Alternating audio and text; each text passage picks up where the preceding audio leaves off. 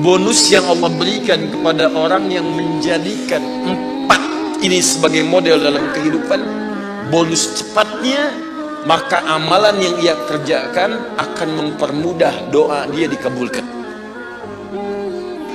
Nabi banyak dikisahkan dalam Al-Quran, mulai dari kehidupan Nabi Adam, ya, bagaimana memulai hidup di tempat baru.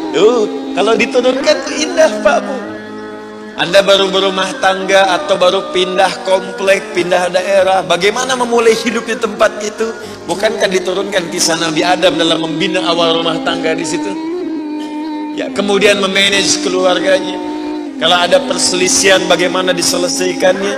Kalau ada kekurangan, bagaimana melengkapinya? Mulai kemudian ke masa Nabi Nuh alaihissalam, yang satu taat, yang lainnya kemudian mulai menyimpang, bagaimana mendakwahi mereka ada. Mulai ke masa Nabi Ibrahim alaihissalam, mulai ke masa Nabi Musa, ke masa Nabi Daud, Sulaiman, sampai dengan ke Isa. Kemudian diselingi kisah Nabi Ayub alaihissalam ketika merasakan sakit. Disempurnakan dengan kisahnya Nabi Yunus alaihissalam ketika dijahili di lingkungan pekerjaan. Kemudian juga ditambahkan dengan kisah Nabi Zakaria ketika berumah tangga belum dapat keturunan. Ada semua kan? Siapa yang nggak pernah sakit di sini? Pasti sakit. Bukankah ada yang sudah berkeluarga belum ada keturunan? Pasti ada. Bukankah ada orang yang kemudian berbisnis ada banyak saingan yang kadang melukai? Pasti ada. Makanya diturunkan role modelnya untuk kita ikuti. Dari mulai bacaan zikirnya, doa-doanya, cara menyikapinya, sampai juga diberikan oleh Allah jalan untuk menyelesaikannya. Ada. Dan yang paling indah, semua aktivitas nabi-nabi itu semuanya dikumpulkan oleh Allah, kepribadiannya, keteladanannya pada satu orang nabi saja, Nabi Muhammad sallallahu alaihi wasallam. Sedikit itu sederhana. Setiap Anda baca Quran, yakini, amalkan. Sedikit tuh. Misal, saya mau baca dulu nih. Saya pengen jadi orang ikhlas, baca Al-Ikhlas. Bisa. Qul huwallahu ahad, Allahus samad, lam yalid wa lam yakul lahu. Lihat terjemahannya, lihat keterangannya, yakini itu, jangan ragu. Dan praktekkan dalam hidup. Qul huwallahu ahad, katakan hanya Allah yang esa. Sudah, berarti jangan katakan yang lain-lain. Komit dengan tauhid itu. Komit dengan keislaman kita. Jaga betul dengan baik. Allahus samad, Allah tempat bergantung. Serahkan semua urusan kepada Allah. Ada masalah, minta sama Allah, berdoa. Sakit, berdoa sama Allah. Punya persoalan, gantungkan diri kepada Allah. Ikhtiar. Itu ketika kita amalkan seperti itu, baru begitu saja itu langsung turun sebuah keterangan dari Nabi sallallahu alaihi wasallam. Jika Anda mampu mengamalkan satu surah ini saja, ini rahasia. Ya. Inilah rahasia. Ada seorang sahabat, hadisnya sahih,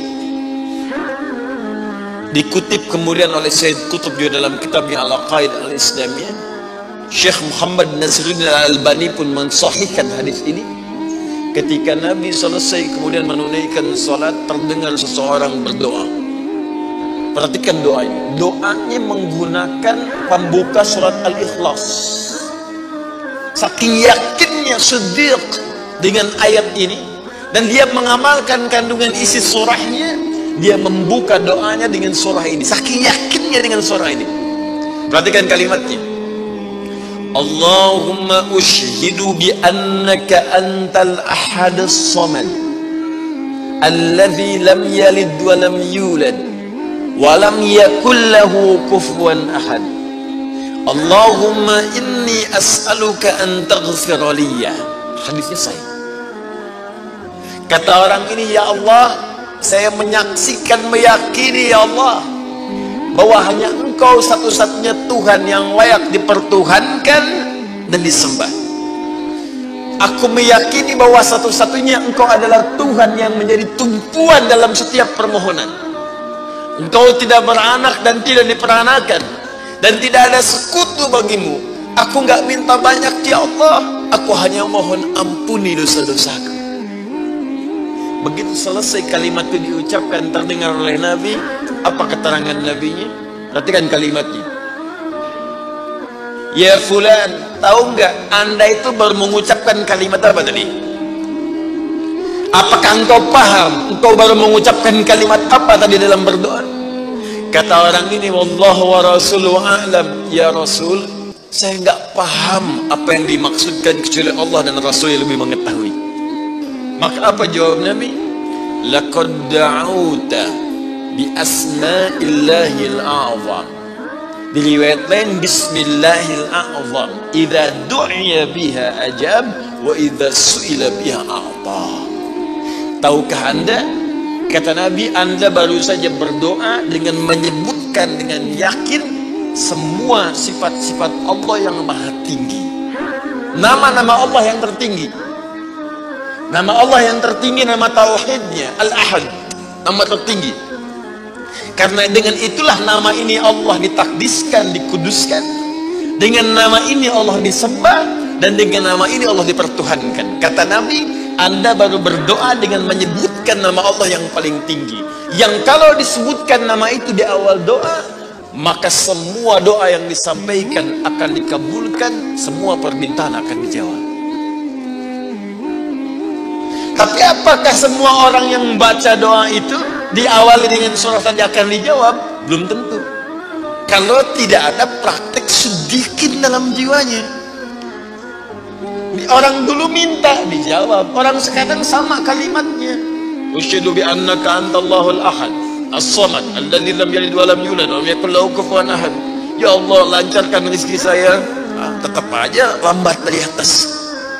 Kenapa? Karena inti ayat itu tidak dipraktekkan dulu.